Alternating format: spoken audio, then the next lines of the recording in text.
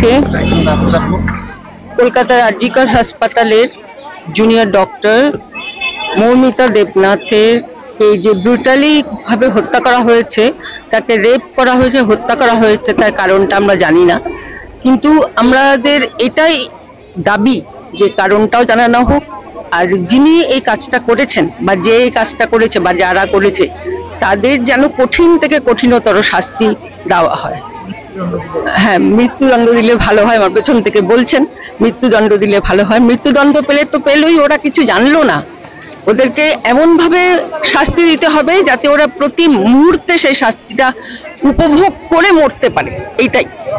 আর আমরা সমাজের কাছে আজকে আমরা একটা মৌন মিছিল বের করেছি, সমাজের কাছে আমরা এটাই জানাতে চাই যাতে আমরা সবাই, আমরা মায়েরা, বোনেরা, দিদিরা, সবাই যেন সুরক্ষিত থাকতে পারি। মৌমিতা দেবনাথ তার কর্মস্থলে গিয়েছিলেন, কর্ম করেছেন, কর্ম করতে করতে তার প্রাণটা বিসর্জন দিয়েছেন, তাহলে তিনি কর্মক্ষেত্রে, অর্থাৎ আমরা কেউ কর্মক্ষেত্রে সেভ নই, সুরক্ষিত নই। এটাই আমাদের প্রার্থনা, যাতে আমরা কর্মক্ষেত্রে, আমরা বেশিরভাগই সবাই কাজ করি, কোনো না কোনো কনসার্নে কেউ কেউ কাজ করছি, আমরা সেখানে যাতে সুরক্ষিত হতে পারি, সবাই যেন সুরক্ষিতভাবে থাকতে পারে, আমাদের এইটাই কামনা।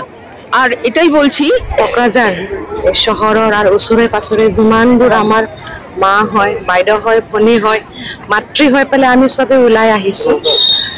আমি চবে গম পাওঁ 9 তাৰিখ আগষ্টত ডক্টৰ এজনী ভাৰত কি বেটি যদি সমাজৰ কাৰণে কাম কৰিব ওলাই আহিছিল, তেখেতৰ খুব মানে ব্ৰুটেলি দৰ্শন কৰি পেলাই, নিৰ্দয়ীভাৱে তেখেতক দৰ্শন কৰি পেলাই হত্যা কৰা হৈছে।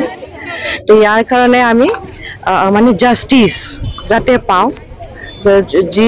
যি দুষ্কৃতিকাৰীৰ হাতত বা সেই ক্ৰিমিনেলৰ হাতত তেখেতৰ মানে খুব মূল্যৱান মানে জীৱ বা মূল্যৱান জীৱনটো বলি হ'ব লগা হৈছে। ইয়াৰ কাৰণে আমি হাজাৰ হাজাৰ মাতৃয়ে আজি ৰাস্তাত ওলাই আহিছোঁ।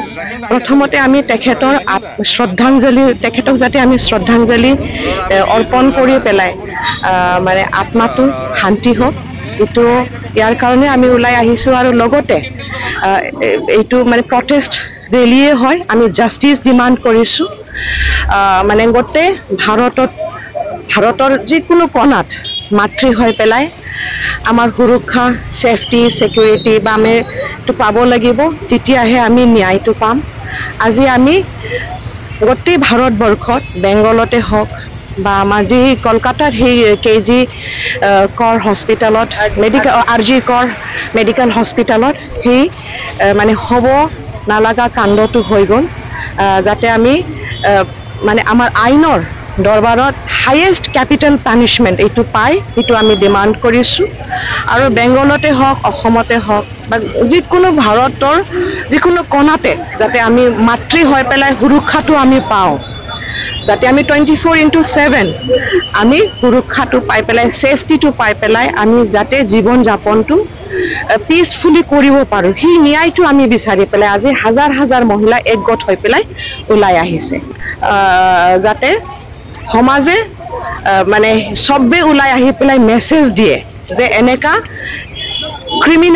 ক্ৰিমিনেলছৰ কাৰণে বা এনেকা দুষ্কৃতিকাৰীৰ কাৰণে মানে আমাৰ সমাজত যাতে জাগা নহয়, সেই মেছেজটো যাতে আমি দিব পাৰোঁ, সেইটোৱে আমি কামনা কৰিছোঁ বাইদেউ। আৰু আমাৰ সেইটো হাইয়েষ্ট মানে আমি মানে সেই এইটোৱে কৈছোঁ, মানে আমাৰ আইনৰ দৰবাৰত যি হাইয়েষ্ট কেপিটেল পানিছমেণ্ট সেইটো আমি ডিমাণ্ড কৰিছোঁ, তেতিয়াহে